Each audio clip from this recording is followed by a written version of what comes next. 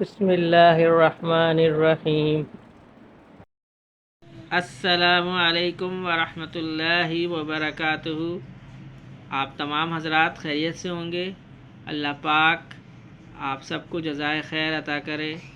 اللہ پاک ہم سب کو اسی طرح دین کے اس کام کے لیے، دین کی محنت کے لیے لگائے رکھے۔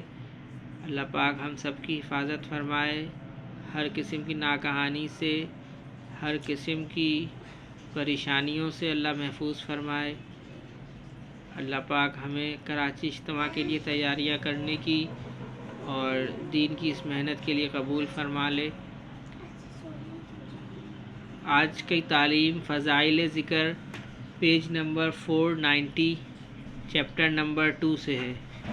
حضور اقدس صلی اللہ علیہ وسلم کا ارشاد ہے کہ ہر عمل کے لیے اللہ کے یہاں پہنچنے کے لیے درمیان میں حجاب ہوتا ہے، مگر لا الہ الا اللہ اور باپ کی دعا بیٹے کے لیے، دونوں کے لیے کوئی حجاب نہیں۔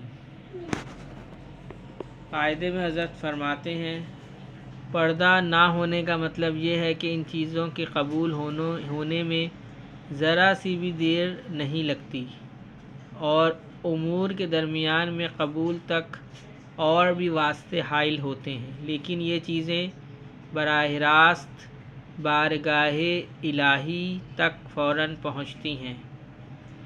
ایک کافر بادشاہ کا قصہ لکھا ہے کہ نہایت متشدد متعصب تھا، اتفاق سے مسلمانوں کی ایک لڑائی میں گرفتار ہو گیا۔ چونکہ مسلمانوں کو اس سے تکلیفیں بہت پہنچی تھیں، اس لیے انتقام کا جوش ان میں بھی بہت تھا۔ اس کو ایک دیگ میں ڈال کر آگ پر رکھ دیا۔ اس نے اول اپنے بتوں کو پکارنا شروع کیا اور مدد چاہی۔ جب کچھ بن نہ پڑا تو وہیں مسلمان ہوا اور لا الہ الا اللہ کا ورد شروع کیا۔ لگاتار پڑھ رہا تھا، اور ایسی حالت میں جس خلوص اور جوش سے پڑھا جا سکتا ہے، ظاہر ہے فوراً اللہ تعالیٰ شانہ کی طرف سے مدد ہوئی، اور اس زور سے آندھی بارش ہوئی کہ وہ ساری دیگ بھی بجھ گئی اور دیگ ٹھنڈی ہو گئی۔ وہ ساری آگ بھی بجھ گئی اور دیگ ٹھنڈی ہو گئی۔ اس کے بعد زور سے آندھی چلی، جس سے وہ دیگ اڑی اور دور کسی شہر میں جہاں سبھی کافر تھے جا کر گری۔ یہ شخص لگاتار کلمہ طیبہ پڑھ رہا تھا۔ لوگ اس کے گرد جمع ہو گئے اور عجوبہ دیکھ کر متحیر تھے۔ اس سے حال دریافت کیا، اس نے اپنی سرگزشت سنائی، جس سے وہ لوگ بھی مسلمان ہو گئے۔ ایک دوسری حدیث ہے، حدیث نمبر 24۔ حضور اقدس صلی اللہ علیہ وسلم کا ارشاد ہے، نہیں آئے گا کوئی شخص قیامت کے دن کہ لا الہ الا اللہ کو اس طرح کہتا ہو کہ اللہ کی رضا کے سوا کوئی مقصود نہ ہو، مگر جہنم اس پر حرام ہوگی۔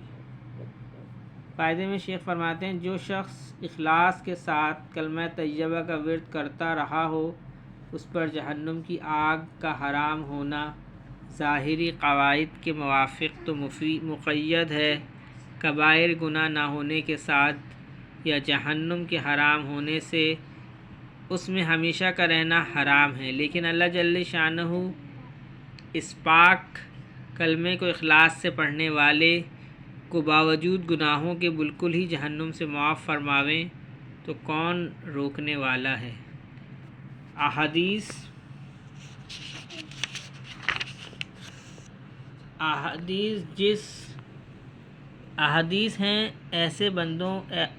میں ایسے بندوں کا بھی ذکر آتا ہے کہ قیامت کے دن حق تعالی شانہ بعض لوگوں کو فرمائیں گے، تو نے فلاں گناہ کیا، فلاں کیا۔